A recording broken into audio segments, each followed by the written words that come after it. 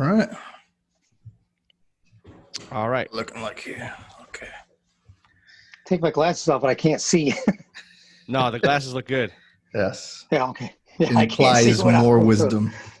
Hey, he's a career sniper. Those are like 4-power glasses right there. He's actually he's got I you actually doped saw in. it. I went to the eye doctor the other day, and he's like, "Oh, you have incredible, far vision, but I can't see what's right in front of my face. That's the problem." Oh, you're not near. Oh yeah, you were made to be a sniper. Then you just gotta, as long as you can look 2,000 yards out, you're good. Yeah. All There right. you go. Here we go. All right, guys, welcome back to the Veteran Entrepreneur Podcast. Today we have our guest, David Devaney. He's a retired Sergeant Major, United States Marine Corps, 30-year Scout Sniper. And it's super humbling to have you on. We've talked offline extensively, and basically today's conversation is going to be in the realm of post-traumatic stress and what you call post-traumatic growth. So thank you for being on. We really appreciate it. Absolutely. Thanks for having me, brother. Yeah, no worries. And Elvin, thank you for coming on. We appreciate it. Elvin's got a crazy hectic schedule.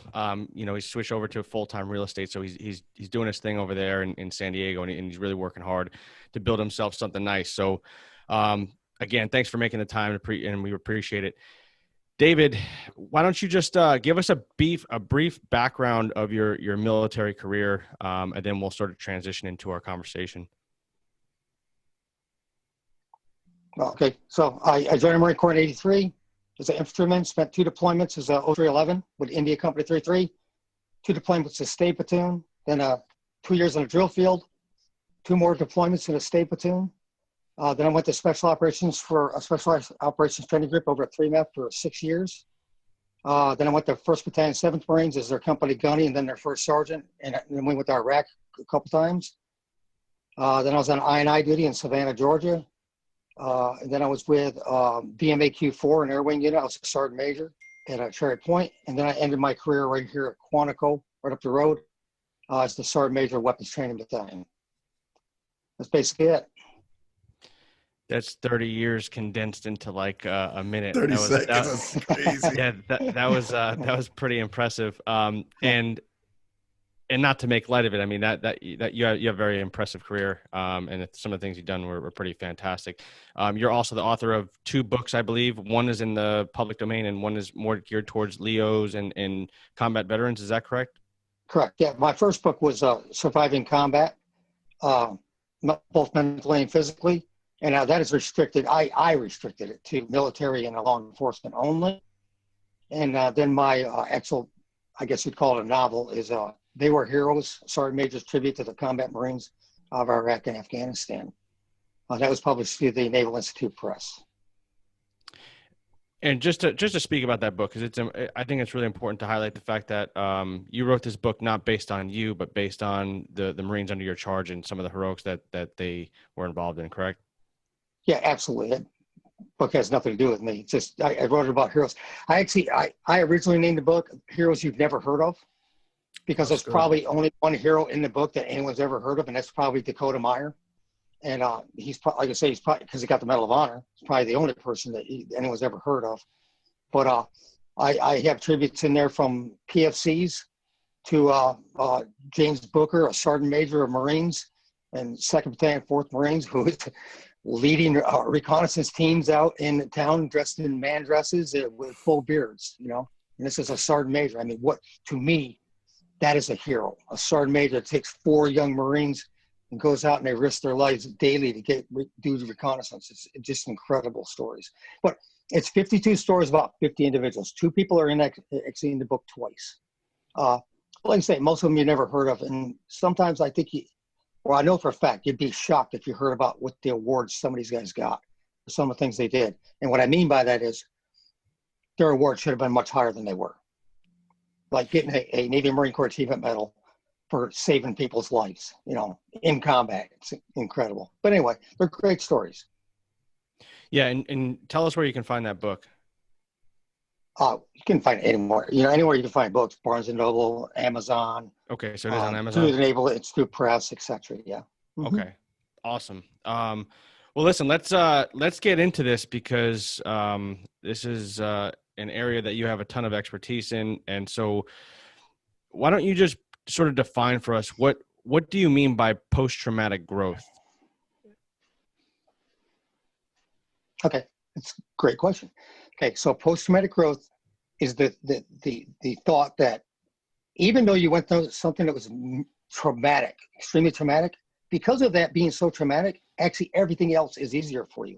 So I had to cope with such adversity that everything else seems to be easier to me. So now understand, you can have PTSD, post-traumatic stress disorder, and PTG, post-traumatic growth, at the exact same time.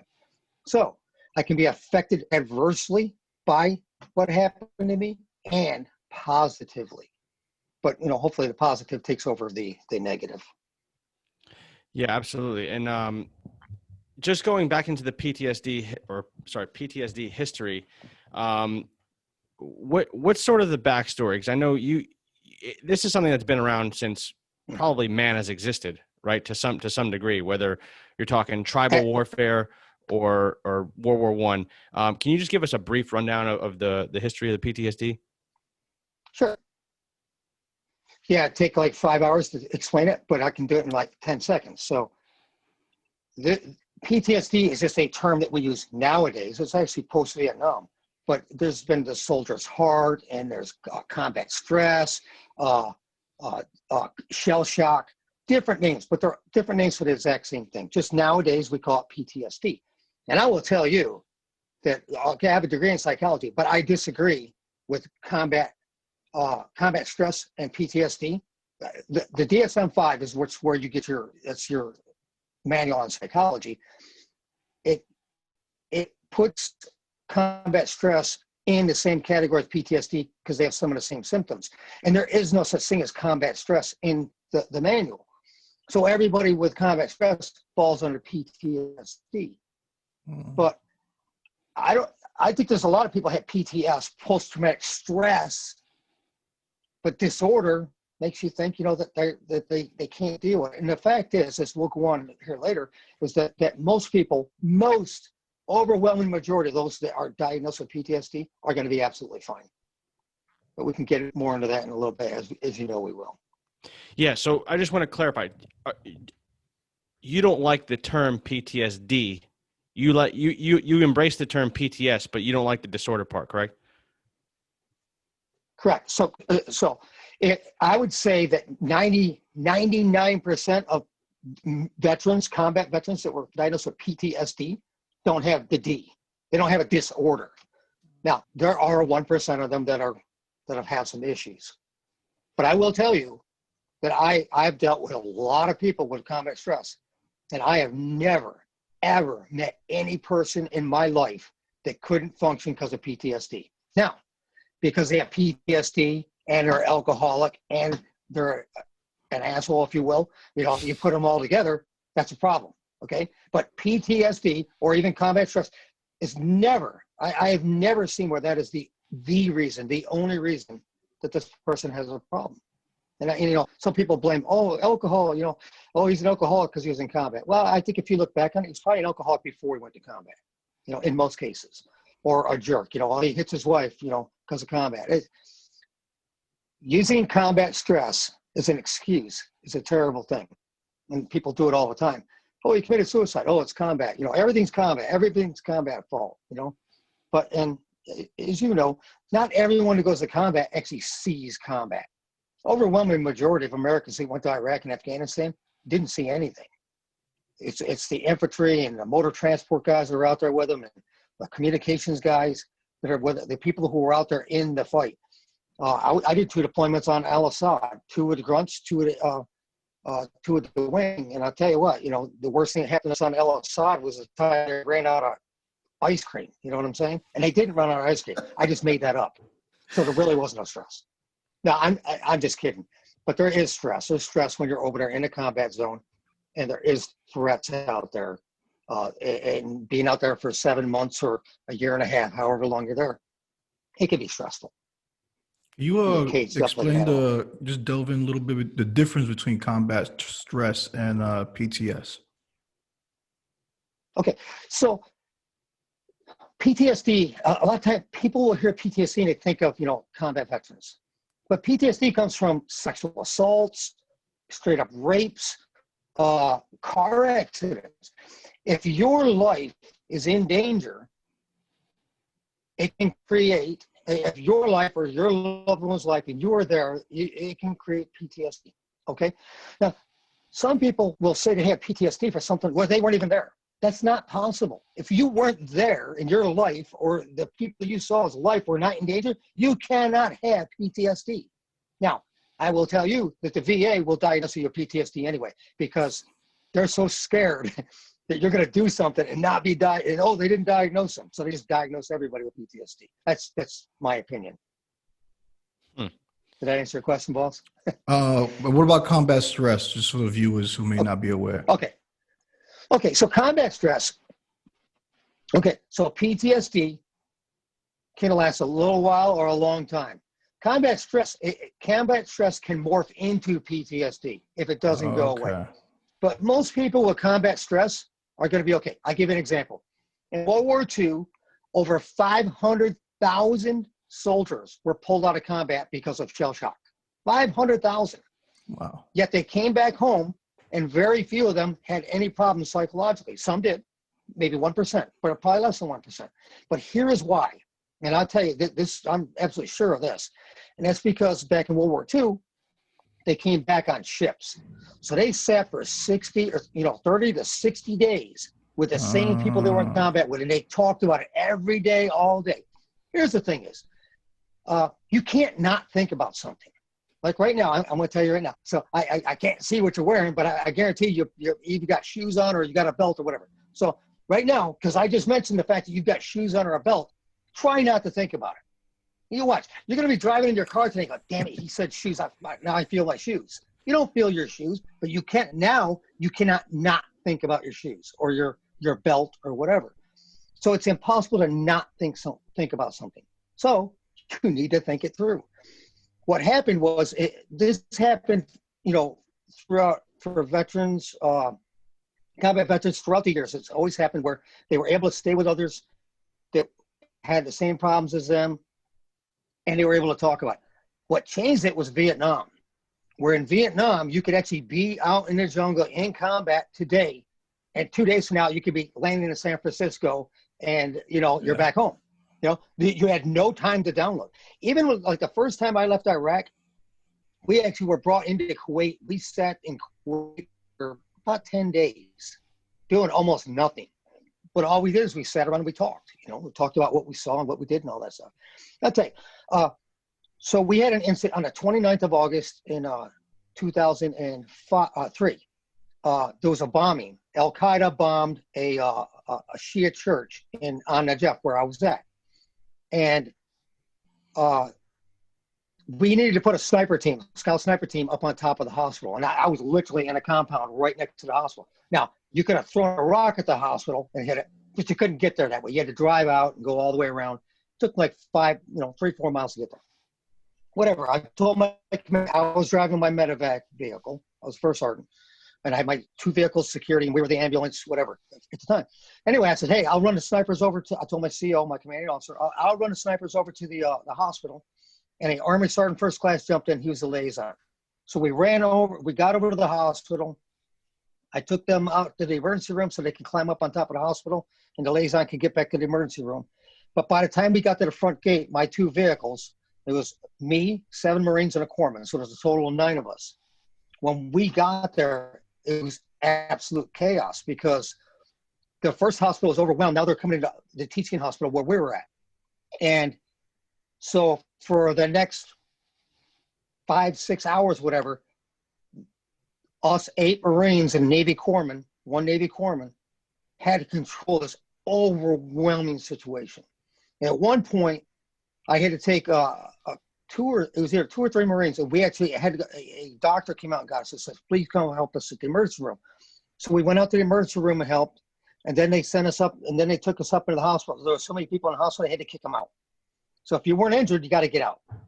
So we had to go through, and we had to coerce people to get them out.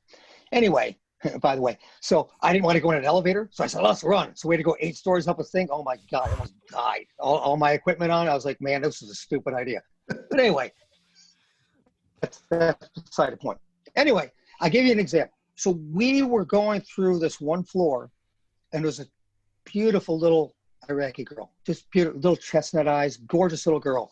But she was laying there or sitting there with her parents, and she had been burned so badly in the explosions, those car bombs, that her skin had, like, think of like a military boot sock. You know, they always, you know, they get old and they start rolling down your leg or whatever. That's what happened.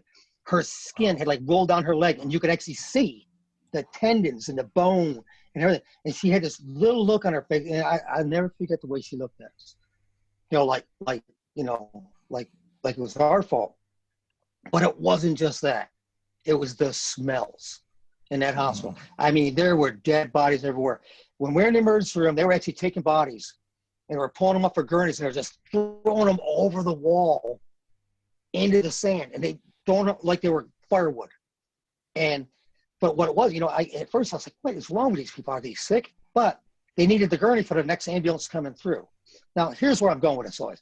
We got to see some very terrible things that day. I had blood splattered in my face, in my eyes, my uniform was splattered, my body armor, my weapon, everything, you know. And I wasn't soaked with blood, but I was splattered with blood. You follow what I'm saying? Like a misting of blood all over me. Anyway, after this incident, I kept talking to my security Marines, my personal security detail, and my corpsman. He was my senior corpsman.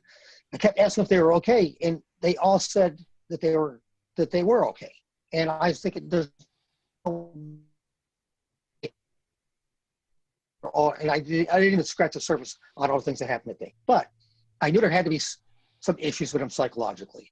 So I didn't know what to do. So I went and I talked to the chaplain. I'm not a big Bible thumper. If I walk to a church right now, the ceiling would probably cave in. Anyway, I'm just joking.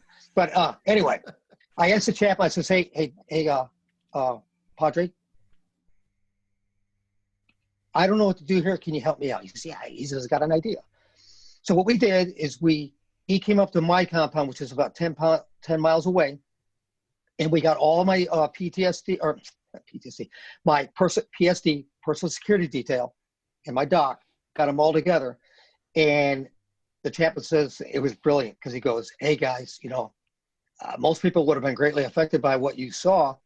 It's not affecting you guys. So what's the answer? What's the, you know, how do I help other people with it? And he would not talk. So finally I told about that little girl I just told you about. And then a couple of Marines go, oh my God, yeah, oh my God, it was so bad, the smells. And then the next one spoke, and the next one spoke, and next thing you know, all 9 of us are talking about the terrible things we saw that day. Here's the thing is, these guys had tried to bottle up that pain in their mind. They tried to block it out. Let me tell you something. If you try to not think about something, and it's something traumatic like that, when it does come out, it can be pretty mad. You know, think if I buried you and you came out, you'd want to kill me. Well, so don't bad memory. You cannot not think about things. So by us talking about it, and the Marines came to me after and they're like, oh my God, I'm so glad you did that. Part of it was they didn't want to be the only one. But I actually wrote a thing. I write quite a bit because I believe that writing is good. It's therapeutic. So I write about, no matter how bad the experience is, I still write about it. That's another form of like communicating and letting it out too, huh? Sure. Actually, we call it, what is it? Therapeutic writing.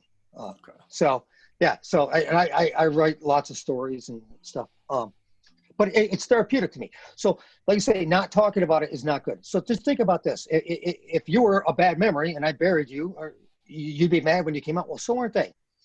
And stressors are really bad. And I talked this thing about called the balloon theory. And I'm kind of bouncing all around our That's okay. That we're going to talk about. Great. That's okay. They're just coming to me. So the balloon theory, I came up with this. So if it sounds stupid, that's all I mean. But to me, the balloon theory is, if you have a balloon, everybody has a balloon in their brain, and it can only take so much air. If you keep blowing air in a balloon over and over and over and over, at some point it's going to blow up. And guess what? When a balloon blows up, it's not nice. It explodes. They don't just hiss out when there's too much air. So think about this. You've got combat stress, and, you know, your wife yells at you, and someone cuts you off in traffic, and your boss is mad at you because you came in 5 minutes late, and the jerk that sits next to you is listening to some music you don't like. So all these little tiny stresses, they all add up. But if you don't release that stress, if you don't release that air from that balloon's going to explode it someday.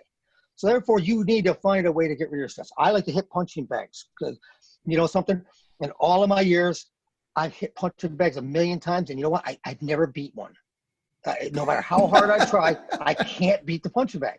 So I beat it until I can't beat it anymore, and you know what? It wins every time. But you know what? I get a lot of stress out. When one of my company commanders was blown up in Iraq, I wasn't there. It was on another deployment. A former company commander, great dude, former enlisted guy, gunny, Force Recon Marine, gets blown up in 2004. And when I found out about it, I was on I&I duty in Savannah, Georgia.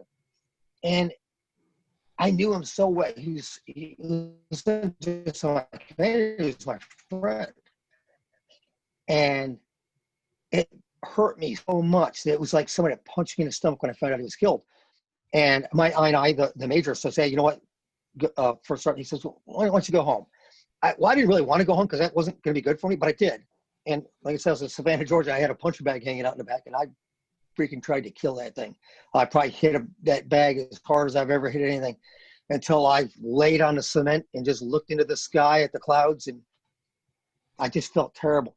And let me tell you, as weird as I didn't really feel terrible for Major Round. It was his family. It was his beautiful wife and his children, who I knew, that bothered me the most. So the first thing that hit me when I found out he was dead was not, oh my God, Major Raoul's dead. It was, oh my God, there's a mom and children without a daddy and a husband. You know, and it really affected me a lot. But, you know, I went and punched the bag, and then, you know, and time heals. You know, over time, things happen. I still think about Major Raoul all the time. And part of the reasons I do my writings is I try to honor people too. I have an entire series that I call my tribute series, where I write these stories about these people that I've worked with. You know, some are funny and some are really not so funny. But, okay. So yeah, no. I don't know if No, it was great. That was great. Yeah. You hit on a bunch of things because, I mean, full disclosure for all the viewers and people who are listening. I mean, David's giving me a list of topics to cover, and we're going to try to get to as many as we can. And he just a bunch of them. And so we're doing really well. The one thing on this list, well, there's a few of these things, but there's one in particular is called PTSD is herpes of the mind. And when David explained this to me, you know, in a prior conversation, it was a real like aha type of moment. So David, if you could please explain PTSD is the herpes of the mind. So when I retired, I bought this little tape recorder thing, and I put it in my pocket. I love to run. Well, I used to love to run when I was a little bit healthier. I still like to run, but it hurts. But I always carried this little recording device in my pocket. And I came up with many of my stories that I wrote actually while I was out running. And I was just, you know, speaking of this thing. But one day I was thinking to myself, you know, because they say PTSD is the gift that keeps on giving. Well, that's an old joke about herpes, you know, the gift that keeps on giving. But in this case here, I named it herpes of the mind because it doesn't just infect my mind, it infects everyone around me's mind. Because I transfer my pain over to others, even though it may not seem like it, when I'm trying not to think about something and I tell my wife to go away, or my children to go away, or my friends to go away, and I try to push them away because I'm trying to protect them. It might be subconscious, but I'm trying to protect them. Well, it's not helping. Now, I will tell you, I don't talk to my wife very much about combat unless something relevant comes up. So 99% of things I saw in combat, my wife has no idea, none whatsoever. So once in a while, she'll hear me talking to a Marine or a corpsman. She's like, hey, I've never heard that before. But I'm pretty good at releasing my pressure by hitting punching bags and writing and stuff. But some people don't have that. And what they do, here's the worst thing that you can do, is say, okay, I don't want to think about it, so I'm going to go get drunk. Let me tell you, if you need to go get drunk to not think about something, you need to go find some help. You need some help severely, because it doesn't help to if you need to get drunk to go to sleep, you got a big problem. You know, and like I say, you need to seek seek assistance. So I'd like to cover something. Okay, so PTSD, when the VA diagnoses a veteran with PTSD, it's like saying that a woman is pregnant, right? Either you're pregnant or you're not. So in the VA's mind, you either have PTSD or you do not. Well, let me tell you, the fact is there's different levels of PTSD. And probably the greatest example is it like weight? We use overweight, overweightness for an example. Okay, so when I was in the Marine Corps, I was 5'9", and say I can't remember what the weight was, but I think it was 186. Yep. Hey, there you go. Fellow 5'9" man. So, okay, 5'9", 186. Well, here's the thing is, and you guys know this, if I am 186 and 1 ounce, I am overweight. Absolutely. But you also know I could go walk around the building and come back and I could lose that ounce. You know what I'm saying? So I don't need any help with that. I could actually be a couple pounds overweight and go for a walk, go for a run, whatever. And I'm going to lose that weight. Fine. I don't need any help. Well, it's the same way PTSD, the diagnosis of PTSD, or what we'll say is combat stress. A lot of veterans don't need any help, but some are, say, 10 pounds overweight. Well, 10 pounds overweight need a running buddy that encourages you to go out and run every day and work out and do this and do that. So now some had self-aid, some have self-aid and buddy aid. But if you're, say, 50 pounds overweight, guess what? You're going to need self-aid, buddy aid, and nutritionist, or in our case, they would be the psychologist, psychiatrist, etc. Great analogy. So if you're 100 pounds overweight, though, if you're 100 pounds overweight, guess what? You're going to die. You're going to die. You're going to die early. May not be tomorrow, but you're going to die at some point because you're so overweight. Your heart can only handle so much.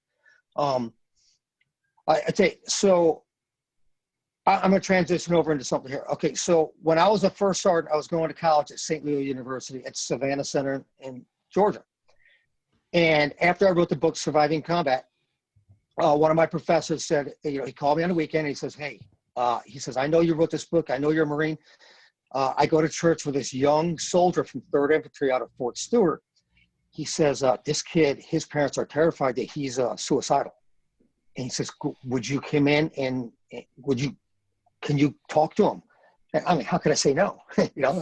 Well, so it's a Sunday and I go into work. I put on my uniform. I'm a Marine First Sergeant on an Army base. And this soldier comes in from Fort Lewis or Fort Stewart. And they drop him off and don't say nothing to me. They just drop him off. So here's this young Army specialist walking up to a Marine First Sergeant. I'm very senior to him in rank and in age and everything. And I bring him in. We sit there and we talk for a little while.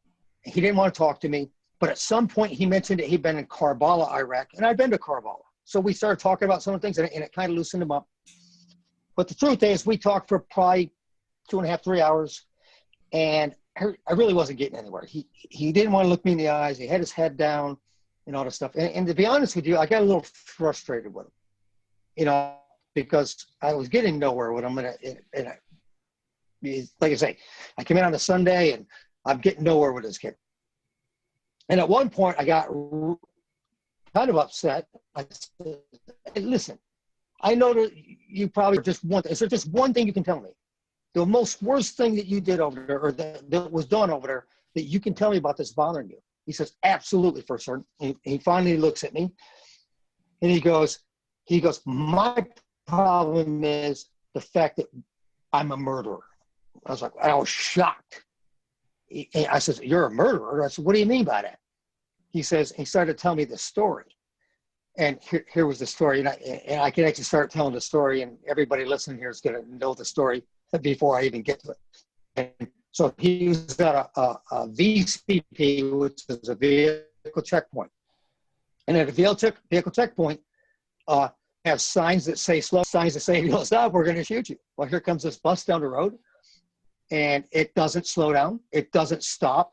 So these soldiers from 3rd Infantry light up the bus. So guess who's on the bus?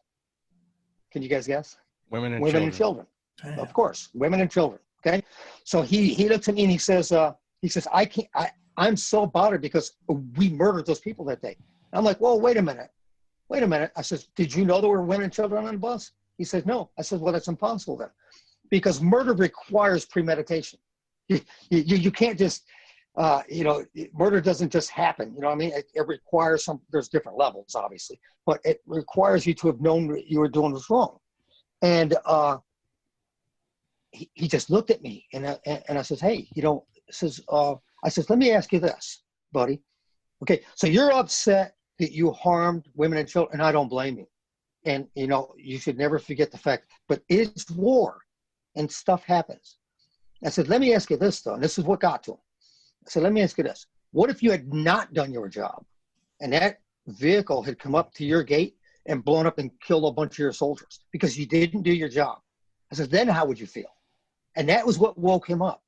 And here's what's crazy is that this kid, they've been trying.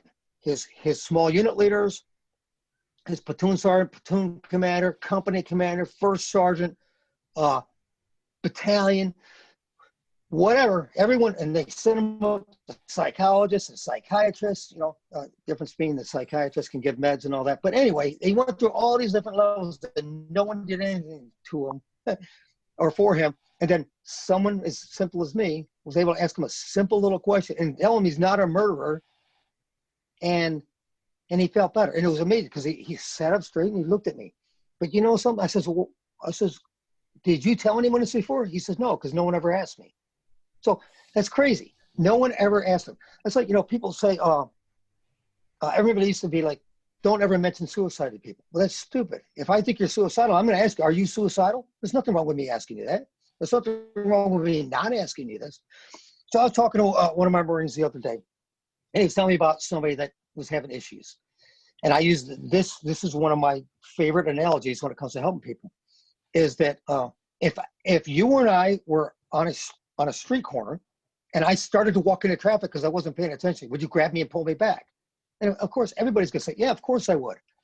So if you would pull me back from traffic, then why won't you say something to me when I'm being an alcoholic or I'm doing bad things? Why are you not correcting me? Why are you not pulling me out of traffic? Why are you allowing, if you encourage people to do things like continue drinking and acting like a jerk, they will, you're not pulling them out of traffic, you're pushing them into traffic.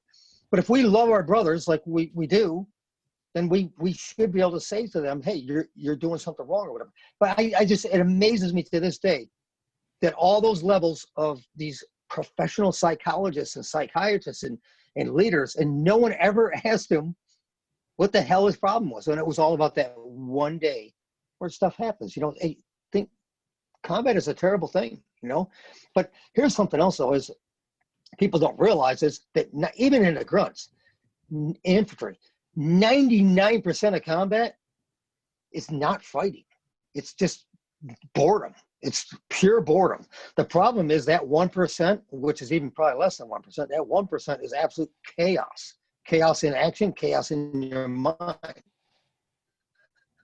I can remember, so Dave Grossman, who's Dr. Dave Grossman, he's an Army Ranger officer.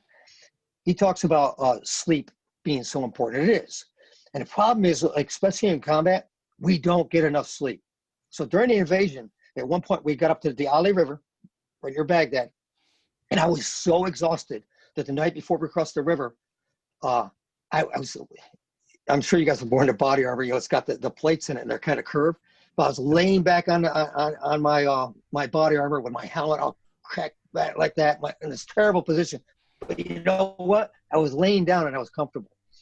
And at some point during the night, the Iraqis came at us with RPGs, but they were shooting RPGs like mortars. So they weren't shooting straight across the river. They were shooting up in the air, and they were just exploding the buildings around us. And there's glass crashing and explosions, and it's just absolute chaos. And one of my corpsmen comes over. He's like, First Sergeant, get up. They're bombing us. And I'm like, Doc, leave me alone, because I was comfortable. Even though I wasn't comfortable, I was comfortable because I was seeing stuff. But I was so sleep deprived. I used to be so tired that I would actually eat the saltine crackers out of the MREs. I would just keep them with me up in the Amtrak, and I was in the troop commander hatch, and I'd be up there, and if I was falling asleep, I'd just put a little bit of cracker in my mouth just to keep me awake, and I just did that constantly because you never had a proper sleep.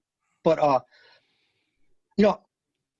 it just made me think of something else where if you were a football player if you were a football coach and your star quarterback got dinged on the head really, really hard and he, seeing butterflies and all their, little birdies and all that stuff, would you pull him out of the game for a play or two? Absolutely you would.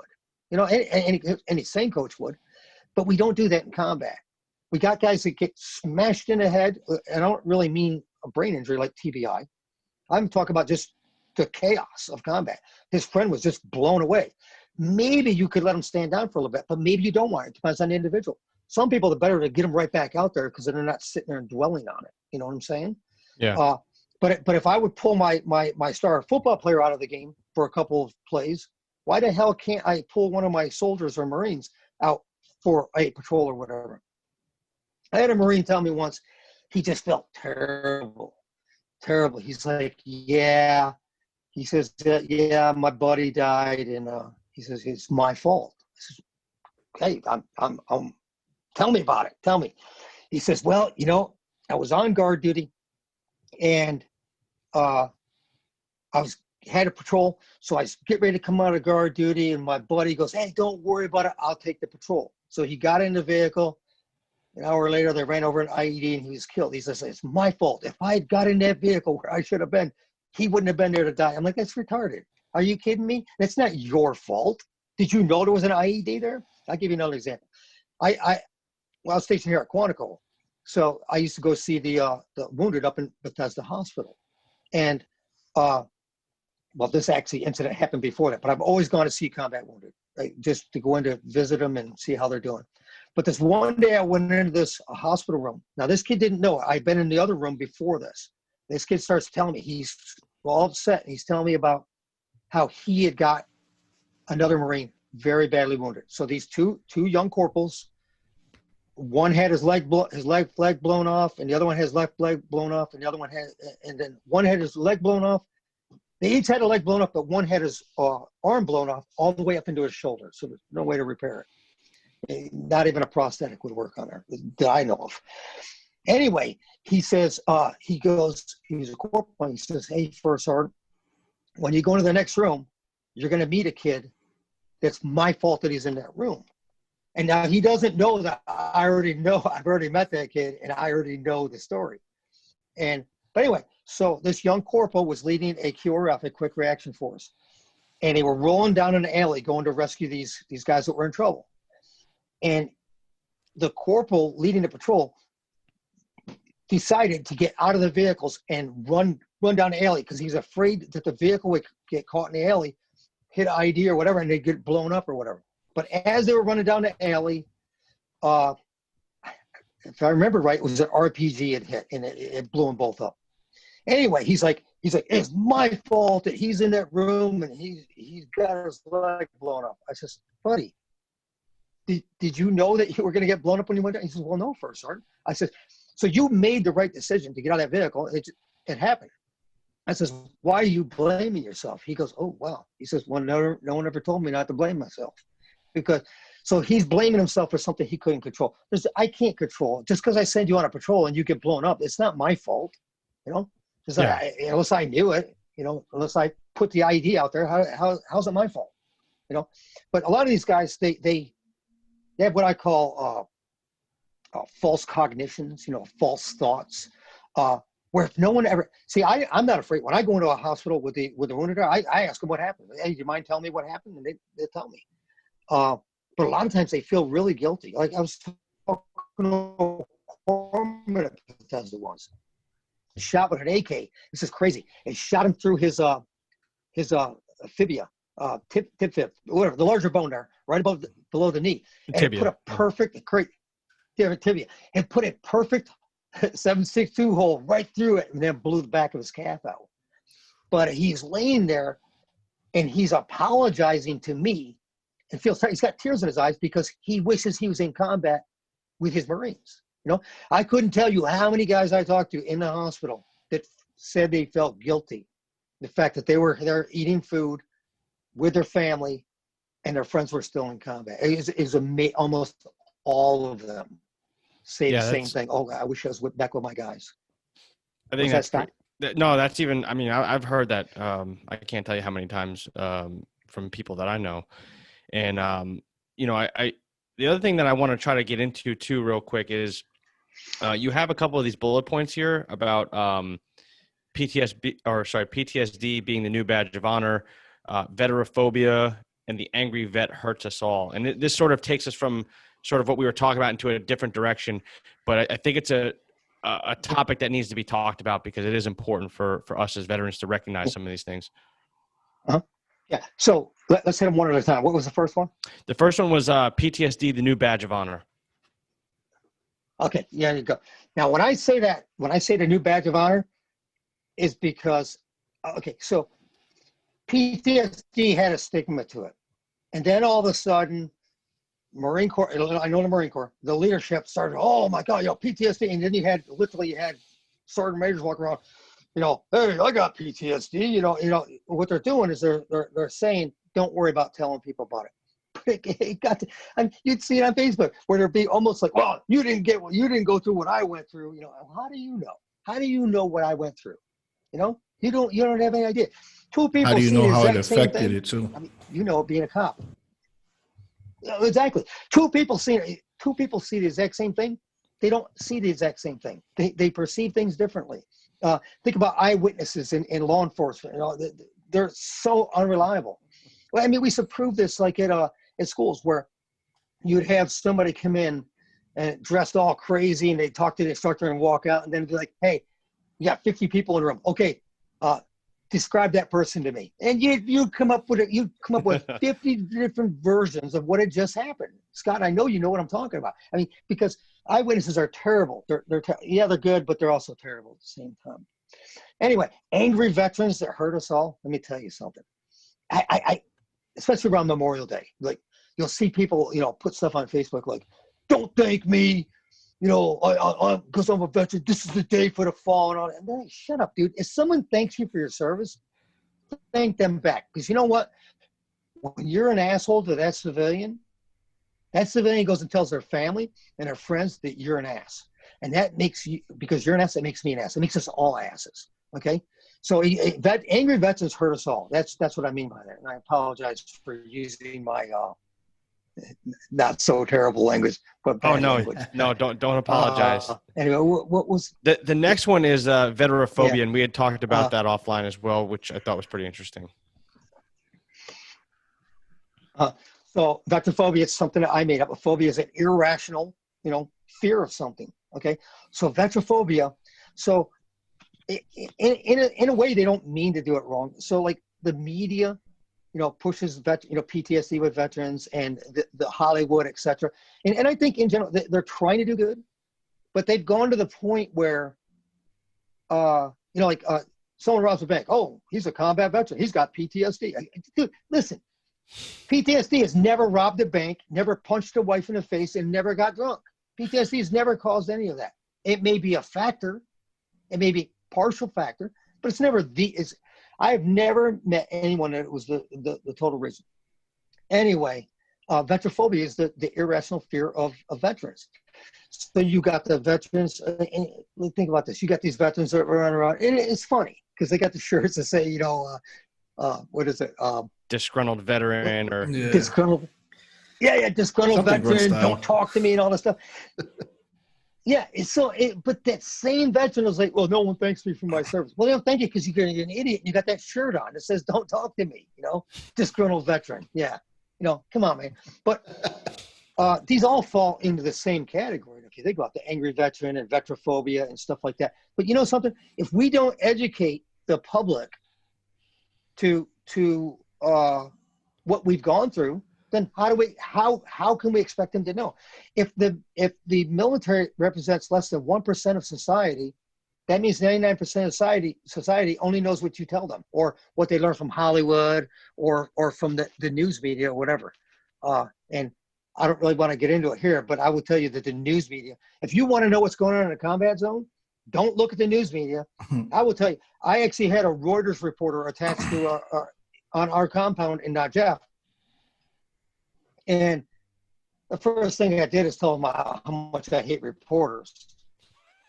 And one day he asked if he could go on. So I went over and asked the corporal, I says, hey, do you mind if this knucklehead goes on your patrol with you? And, okay, I'm a first sergeant. I don't have to ask a corporal anything, but I do.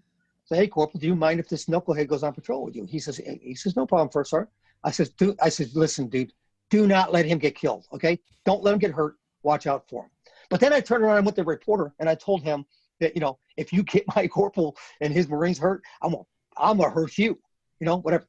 So anyway, he actually wrote really good stories because he showed them to me because he knew I like to write. But anyway, he showed me the stories, and he actually did a good job, very objective.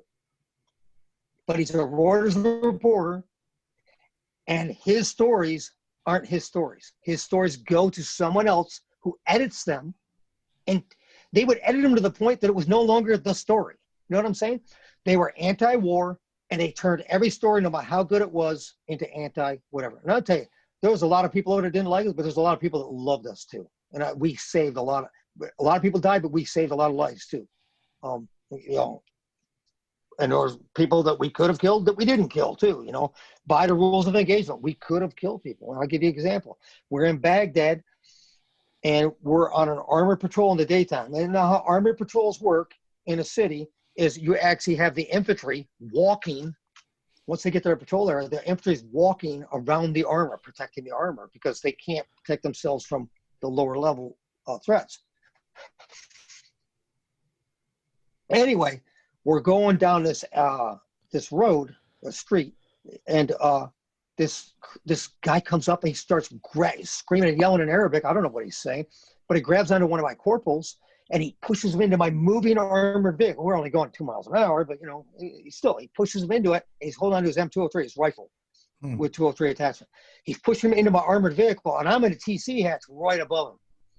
So he's controlling the weapon of my corporal. He's assaulting my corporal. I could have shot him in the face if I wanted to, but I didn't. So what I did do is I did get his attention, though, because I gave him what's called a muzzle thump. And a muzzle thump is to take your rifle and just smash him right in the face with the muzzle. And he immediately got the point.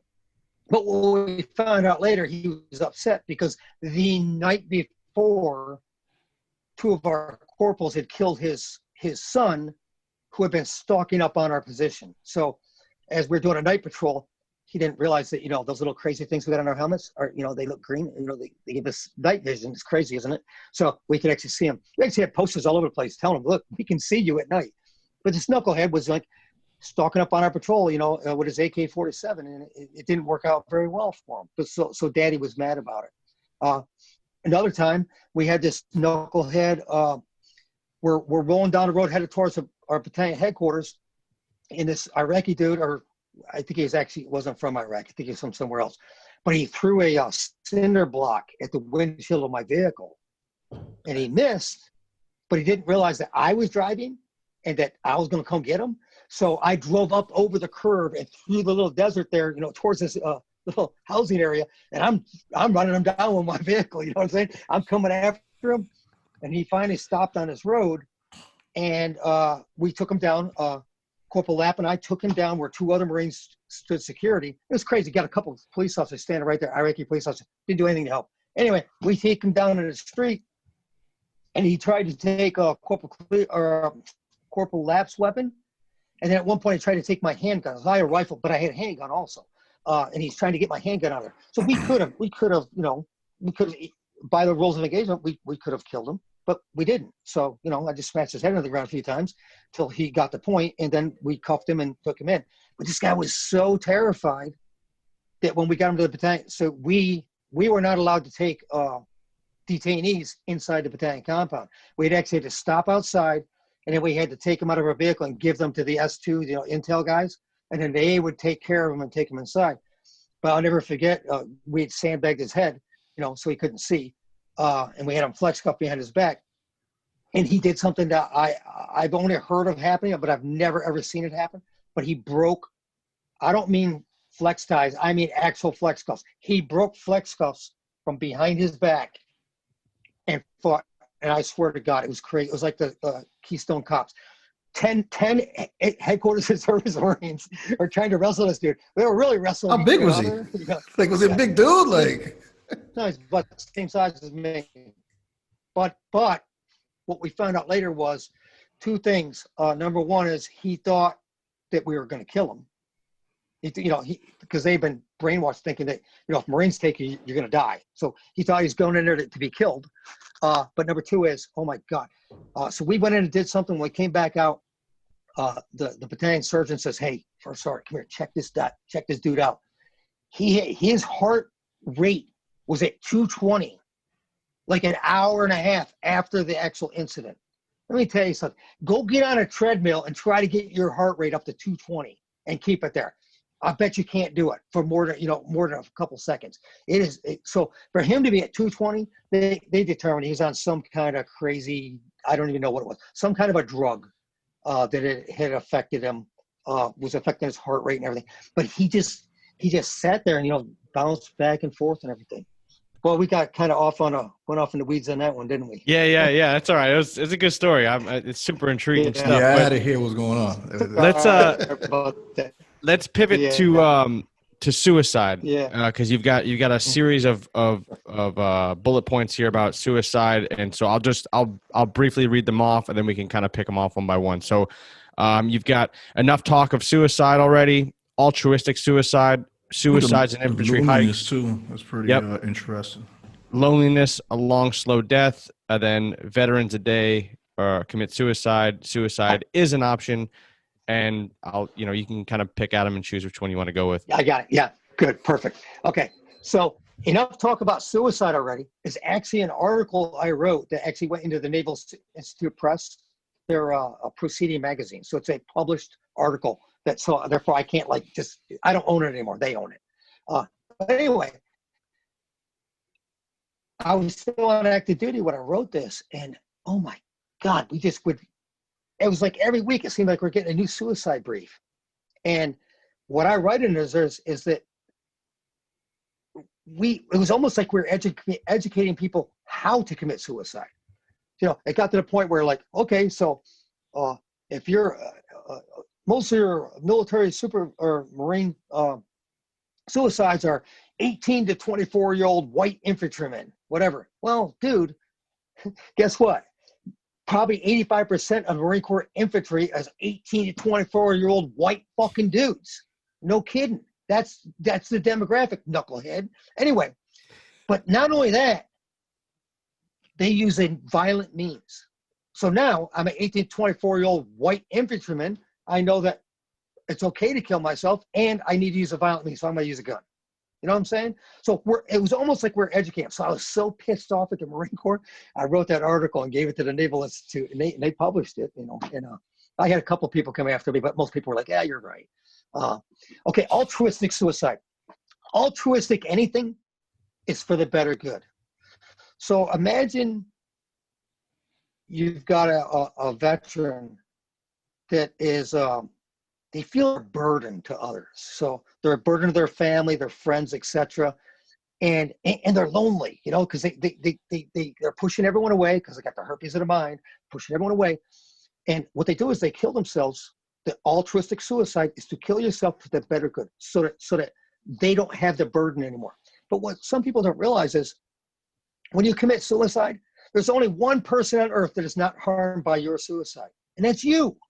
You're the only one, because when it's over with, you took a permanent solution to a temporary problem. Okay, so you're done.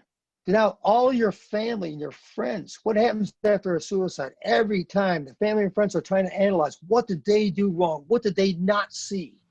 And they blame themselves for what happened. Okay, so altruistic suicide, as I said, is doing it for the better good. Believe it or not, even kamikazes were considered altruistic suicide because they thought that, when they crashed into that aircraft carrier, it was for the better good. So interesting. Kamikazes, that was suicide. Yeah. I would say, like one of my theories on suicide. People that came up with the idea of suicide. Go ahead. I was gonna say that something I think about when it comes to suicide, and then you were touching a bit on this. One of the things that happens when I think about suicide, it's like I call it like the cocktail suicide, and it's just a way to be aware of it, and hopefully we can prevent it. But just think about the way you were saying how you don't have time to decompress after a deployment. So just imagine, and this happens, right, is that single Marine on his last year who just came back from a deployment, and now he's going to exit the Marine Corps or whatever military branch. He has things in his mind. He didn't get to decompress. He's single, so he doesn't have a loved one to really talk to. Then he goes and tries to get the job, but he doesn't have the means, the resources that you said the veteraphobia kicks in for everybody around him. So he can't really talk to anybody else. And I think that really creates an isolated situation where, you know, and I hate that. Sometimes I can think about it. And after the fact, of course, you know, somebody, you know, commit suicide, you think like, damn, wow, the way they exited and the way it made sense in hindsight, you know? And so I don't know, it's one of the things I wish we could prevent, or just find a way. I don't know, like think of something to fix that specific cocktail.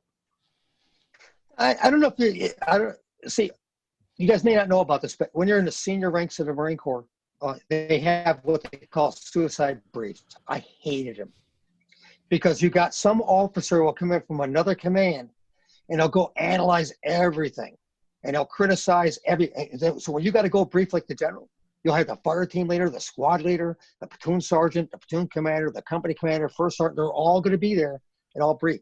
So some captain's going to come in and dig into this kid's life. And then he's going to criticize you at the command for not knowing everything about that kid. How did you not know that he had a motorcycle out in town? Well, how the hell was I supposed to know he had a motorcycle out in town? You know what I mean? You know, but they come in and criticize everything. I hated those briefs. Luckily, the only brief I ever had to do on a suicide, the general was pretty good about it. And I tell you, I went in ready for a fight. You know, I'm not afraid to fight anybody. I don't care. You know, if they started criticizing us for something we did not do or whatever. I mean, the suicide that I had to deal with, actually, this guy killed himself, you know, like a couple weeks before he was getting out of the Marine Corps. He was accepted into college. You say it was no rhyme or reason to it, you know. And he's a good Marine. I mean, we all liked him and everything, and just he gave up. Okay, so go ahead. Oh yeah, suicide is an option. Okay. Oh yeah. So I see this all the time, or I hear this from friends all the time. Suicide is not an option. That's a ridiculous thing to say, because it is an option. Otherwise, you wouldn't have to say it. You know what I'm saying? Suicide is an option. If you treat it like it doesn't exist, then you can't do anything about it. You know. So it is an option. I actually wrote a big story on that too. You know, it is absolutely an option.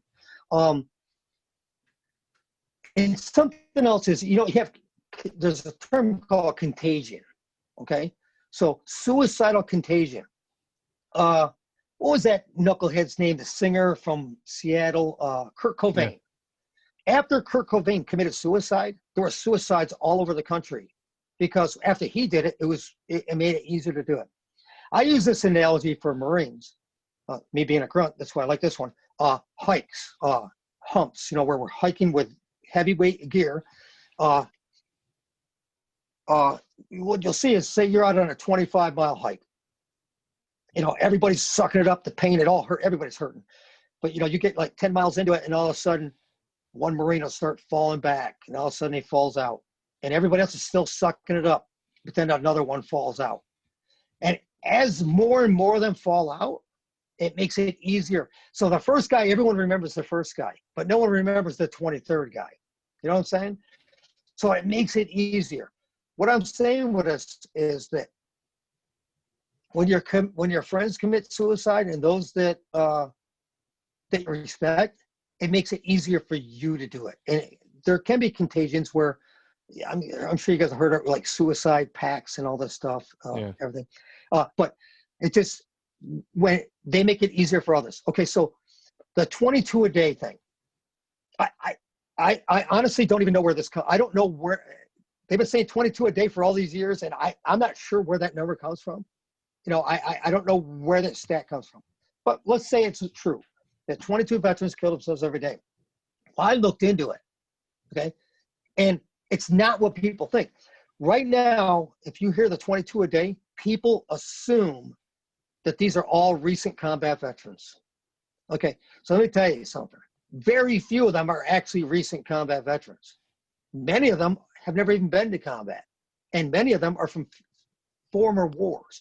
Okay, so a lot of these guys, World War II veterans or Korean War veterans or even Vietnam veterans, war veterans that are killing themselves, it's not because they're selfish. It's because they're in pain. They're in so much pain, they just can't deal with it anymore. Whether that be psychological pain or that be physical pain. But physical pain has a lot to do with it, you know? And they just can't take the pain anymore. So they kind of give up on it.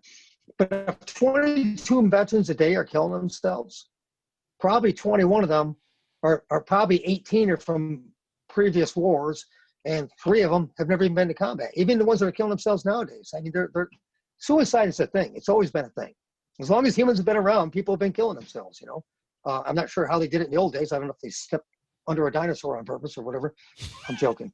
But they always find a means. And, you know, if you take away the guns, they'll just find another way to do it. They'll find something even more violent. They'll go crash their car into a bridge and take other people's lives and put their lives in jeopardy.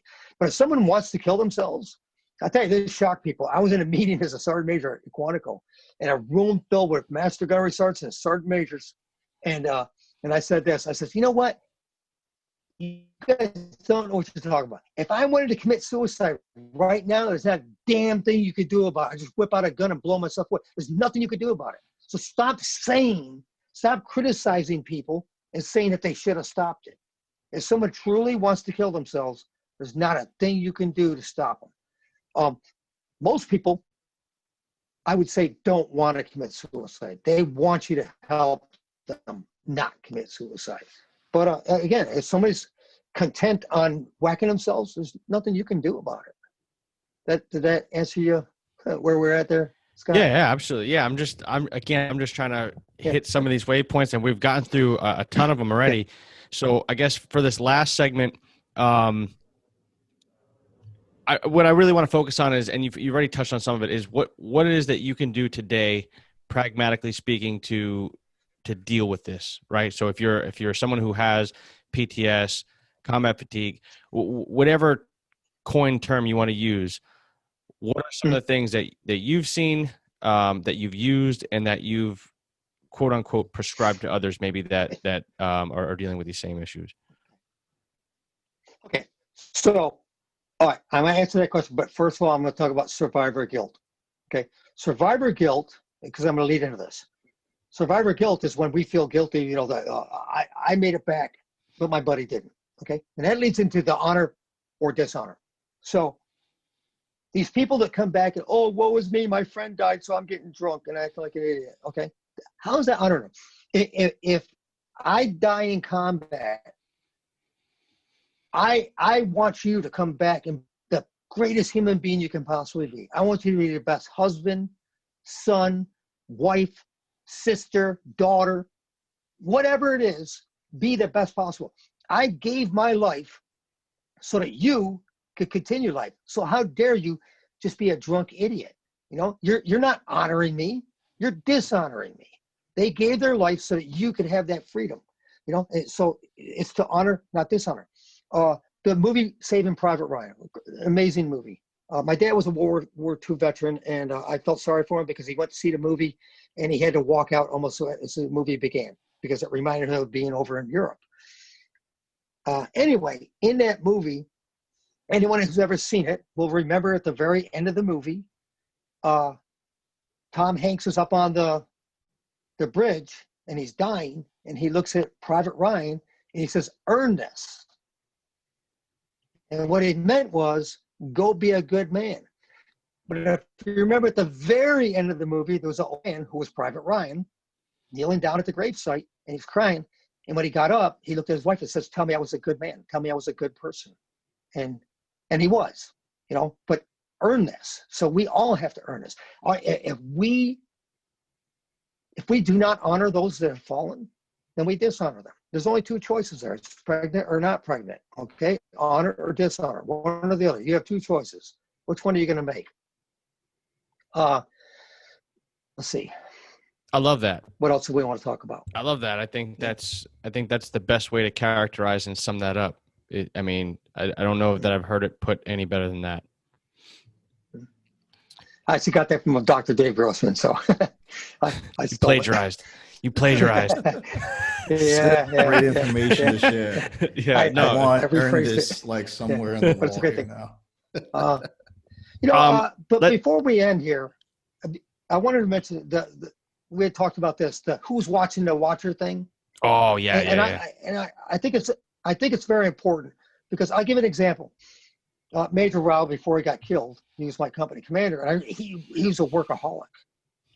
He PT'd and stuff, but he was so worried about getting the guys back into the combat zone, he didn't do anything for himself many times. So I can remember going to his office and saying, "Hey, sir, it's time to go home." "Oh, first sergeant, I got to do this." I said, "Sir, hey, stop. It's time to go home. That'll be here tomorrow." And every time I ever did that to a commander, they thanked me. And that's who's watching the watchers. The higher level, doesn't matter what kind of job you're in. The supervisors are looking down for the lower people, even in the civilian world. But who's looking out for the supervisor? It's okay. It's okay. Dude, I'll tell you what, when I was a sergeant major at Weapons Training Battalion, more than once I had corporals say, "Hey, Sergeant Major, are you okay? You doing all right?" Because they saw something was wrong with something was different with me.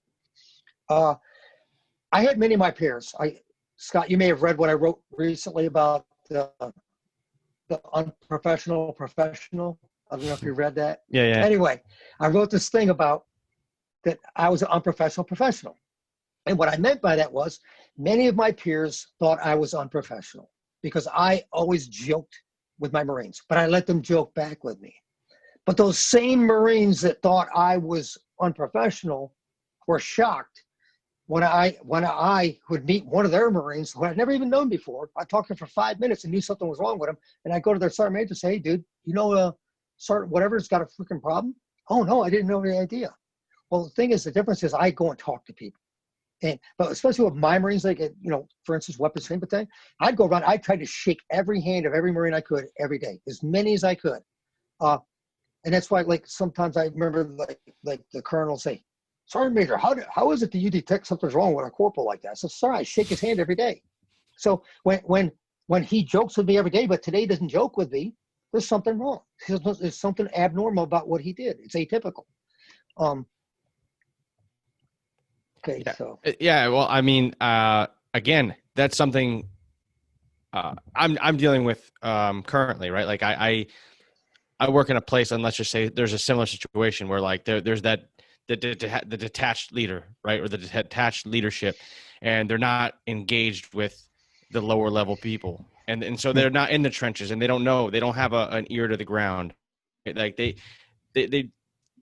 their inability to interact with the people that are below them directly detract from their ability to lead. Let's say that, right? And so it's the same thing when it comes to, this specific topic or realm of keeping an eye on your platoon, your squad, your fire team. I mean, that human interaction is so basic, but yet it's something that people overlook all the time. And I think it's important to talk about. absolutely. Something else that was on here that we had not talked about the other day, but I'd like to talk about real quick, is that in the psychology, there's an argument about what's more important, nature or nurture. I say they're both equally important. I'll give you an example. I think Michael Jordan is the greatest basketball player ever. LeBron, okay, I got it. But Michael Jordan is the greatest in my opinion.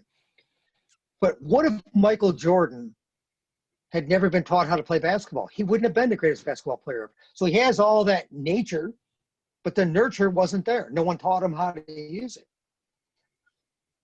So you have, it doesn't matter what ability, whatever. So I say they're both equally important. And I'd like to go full circle here back to the beginning, where to remind people that you can have post-traumatic growth and post-traumatic stress at the exact same time. You can be stressed out from that car accident or whatever, or that combat situation, and you can also have grown from it. I believe that my post-traumatic growth is way beyond anything that stressed me out in combat. Everything else in life is so much easier. because of all the adversity I went through. You know, I'm asked many times, you know, what do you miss about the Marine Corps? And I'm like, no, not much. I don't miss starving. I don't miss freezing. I don't miss being so hot I can't do anything about it. I don't miss being sleep deprived. I don't miss any of that crap. The thing is, a lot of that stuff is the stuff you remember the most, you know, and you might be the proudest of, whatever. But yeah, I don't miss a hell of a lot. I miss blowing things up. That's about the only thing I really miss. But I do. The reality is, I miss the Marines. I probably had more in common even when I retired with sergeants than I did with sergeant majors, because I was with them every day. Every command I was ever with, I was always with my young Marines. Always spent more time with them with staff NCOs. Well, that's the best thing about your Facebook page. You don't have an actual like a Facebook page dedicated to you. You have an actual personal Facebook page where every day, or just about every day, and sometimes multiple times a day, you put up these diatribe of the knucklehead, right? Is that what it's dubbed? And every day he goes on there and he writes a story, and it could range anything from leadership to rubbing someone wrong to showing, you know, how the wing can shoot better than the infantry guys, right? Because you took a concerted effort to make that a point, right?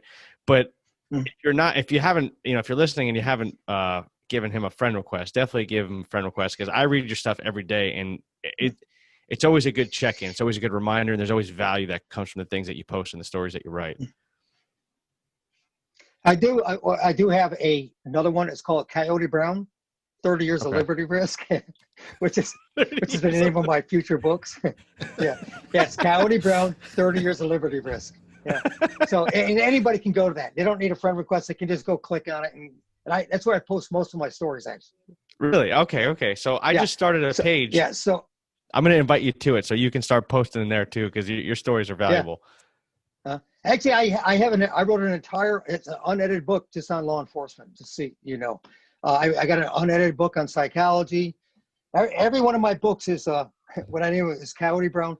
Coyote Brown is the brown color camouflage that we have on like our flak jackets and that. That's my my name for everything. Coyote Brown, 30 Years of Liberty Risk. But then each of my books is like Coyote Brown's little book of psychobabble. So I'm making fun of myself. Or Coyote Brown's little book of poop and other things, you know, stories about poop. You know. And you think it's funny, but I mean, I'll tell you what, you ain't gonna find a grunt without some poop stories. You know what I'm saying? They're hilarious. You know. So, but you've read my stories. Some of them are funny, and some are not funny. So I try to keep things pretty lighthearted, though. I try to make people laugh. Yeah, absolutely. So, just to get back, because I actually asked this question, we'll wrap up with this question. Things that you can do today to deal, cope, and manage your PTS, and maybe even, influence your post-traumatic growth. Whether it's writing. The best thing you can do is get with other veterans, whether it be once a week or once a month or whatever, or even through Facebook, whatever. But see, I'm in constant contact with people, whether it be for the phone, but it's always good to have at least a couple of friends that you can talk through things, whether it be politics or whatever. But if there's not somebody you can talk to release that pressure, that in that balloon, that air, you're going to have a problem. You know what I'm saying? You can't keep it all inside. Like I say, if you bury a bad memory, when it does come out, it's going to come out violently. And I'm sure you've heard about, the veterans that, oh, he was such a nice guy. Then all of a sudden it explodes one day. Well, guess what? The balloon burst. But yeah, the best recommendation I have is to stay in contact with your fellow veterans, people that have gone through what you've gone through, and or have friends, someone that you can talk to. So, I mean, if you're upset with a family member or something, you need to be able to talk to somebody about that. It doesn't have to be another family member or even a veteran. It could just be a friend, whatever. But talking is good. Not talking is bad. And remember, loneliness kills. Yeah, absolutely. That's about all I got, brother. Well, listen, David, thank you so much. I really appreciate you taking time out of your day. Elvin, do you have any parting words? No, that's learning experience for me, just listening, and hopefully the people that are also listening as well, they'll have a lot to take out of this. So I appreciate your time and your wisdom. Sure, I loved it. Thank you. Yeah, Appreciate and it. maybe one time in the future we can go over leadership, because I think that's a big thing that you have a ton of experience and knowledge on, and just even having you talk about some of these things, I can get a gauge of who you were as a leader, but hearing more about it, because there's a lot more to uncover. So, if you're interested in the future, yeah. Well, I already got one. It's Scotty Brown's little book of unorthodox leadership. So, yeah, I've got a couple hundred stories probably on leadership. But I tell you, some people may not like some of my leadership style. So that's why I call it unorthodox leadership. So we're not here to be an echo chamber. All right, thanks, David. Appreciate you. All right, brother. Take it. Have a great day, guys. Okay, bye. Like what you heard, don't forget to like and subscribe to the Veteran Entrepreneur Podcast, brought to you by DotMilGear.com.